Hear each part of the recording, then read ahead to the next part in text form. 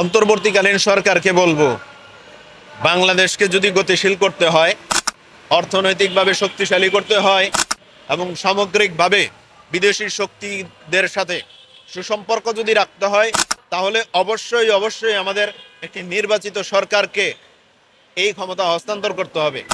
আর বর্তমান যে পরিস্থিতি, সেই পরিস্থিতির আলোকে বাংলাদেশের নির্বাচন খুবই অতি দ্রুততম সময়ের মধ্যে প্রয়োজন। রাজনৈতিক দলগুলো সেটা উপলব্ধি করতে পারে, কারণ তারা বিশ্ব দরবারে তাদের একটা অবস্থান রয়েছে, সেই জায়গা থেকে তাদের একটা যোগাযোগ হয়।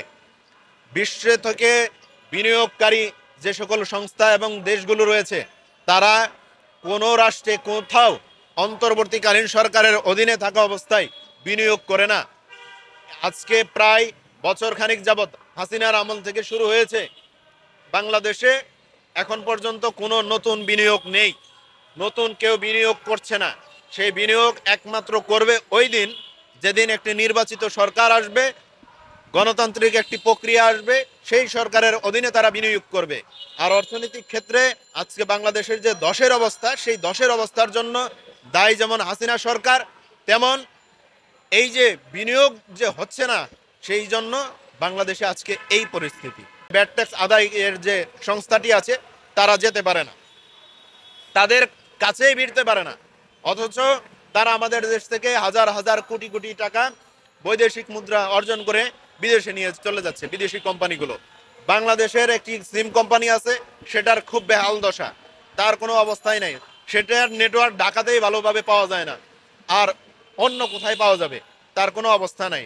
গ্রামীণ সিম, রবি সিম, বাংলা লিম থেকে শুরু করে এই যে কতগুলো রয়েছে, প্রত্যেকের কাছ থেকে ভ্যাট আদায় করতে হবে।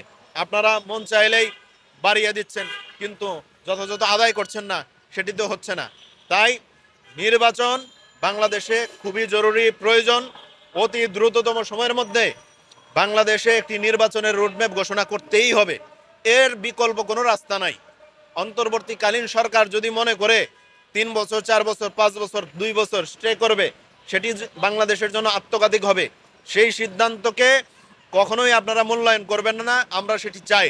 কারণ সেটি আপনাদেরকে দিয়ে হাসিনা ফায়দা লোটার চেষ্টা করবে, যেমন সচিবালয়ে আগুন লাগিয়ে হাসিনার ফায়দা লোটা হয়ে গেছে, কারণ তার বিচার প্রক্রিয়ায় অনেকটাই বেগ পেয়ে গেছে, এবং বিডিআর হত্যাকাণ্ডের বিচার প্রক্রিয়াতেও অনেকটাই বেগ পেয়ে গেছে। এই ধরনের কর্মকাণ্ড তারা প্রতিনিয়তই ঘটানোর চেষ্টা করবে, এবং দেশের গতিশীলকে তারা ব্যাঘাত ঘটিয়ে তাদের স্বার্থ হাসিল করার চেষ্টা করবে।